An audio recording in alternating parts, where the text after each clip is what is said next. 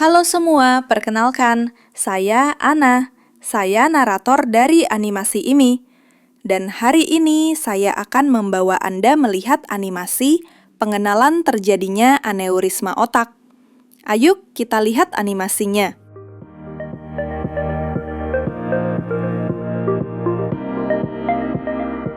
Lima dari 100 orang memiliki aneurisma otak. Itu adalah pendapat dari Dr. Marjono Tjahjadi, SPBS yang dikutip dari bukunya, yaitu Memahami Aneurisma Otak. Lalu, apa itu aneurisma otak? Aneurisma otak adalah pembekakan yang terjadi pada pembuluh darah otak. Pembekakan ini terjadi tepat di arteri otak dan berbentuk seperti tonjolan. Berdasarkan bentuknya, aneurisma dapat dibagi menjadi dua.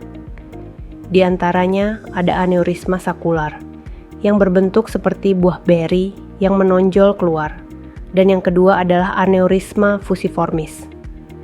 Aneurisma sakular memiliki resiko pecah yang lebih tinggi daripada aneurisma fusiformis. Hal itu dikarenakan aneurisma fusiformis itu lebih jarang ditemui di manusia, dan aneurisma fusiformis mengalami proses penembalan dinding akibat perlemakan serta pengapuran dinding pembuluh darah. Sehingga hal tersebut membuat aneurisma fusiformis memiliki resiko pecah yang kecil. Berdasarkan ukuran kantung aneurisma dapat dibagi menjadi 5 kelompok. Yang pertama ada kelompok sangat kecil dengan diameter 3 mm.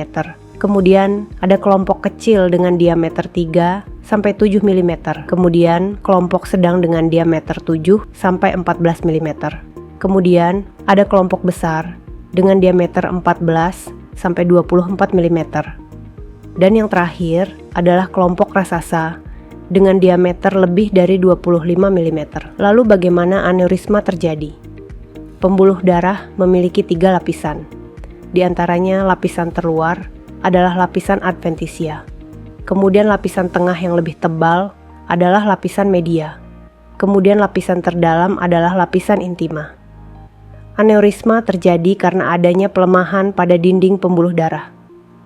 Penyebab pelemahan meliputi beberapa faktor, di antaranya pola hidup yang tidak sehat, faktor genetik, tekanan darah tinggi, dan cedera atau infeksi.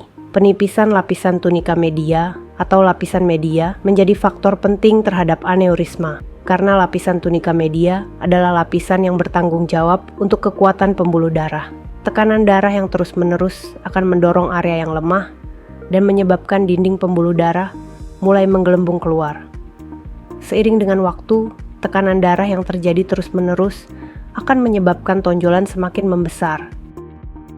Risiko terjadinya pecah akan semakin tinggi karena dinding penahan menjadi sangat tipis, sehingga akan rentan untuk pecah. Apabila aneurisma tersebut pecah, maka akan terjadi pendarahan di otak yang dimana akan sangat berbahaya. Bagaimana cara mencegah aneurisma agar tidak pecah dan tidak semakin berbahaya? Yang pertama, dapat melakukan medical check-up untuk mengetahui apakah kita mempunyai riwayat penyakit tertentu. Kemudian dapat melakukan cek tensi secara berkala untuk mengetahui tekanan darah. Berikutnya, menjaga pola makan. Untuk menjaga pola makan dapat dimulai dari mengonsumsi makanan sehat. Kemudian, dapat melakukan olahraga secara rutin. Karena dengan olahraga dapat meningkatkan daya tahan tubuh, meningkatkan fungsi organ tubuh, dan dapat membuat peredaran darah menjadi lebih baik. Jika sudah terjadi beberapa gejala seperti nyeri tajam di satu titik, seperti ditusuk yang terasa di belakang mata atau pelipis, dan tidak hilang dengan obat biasa.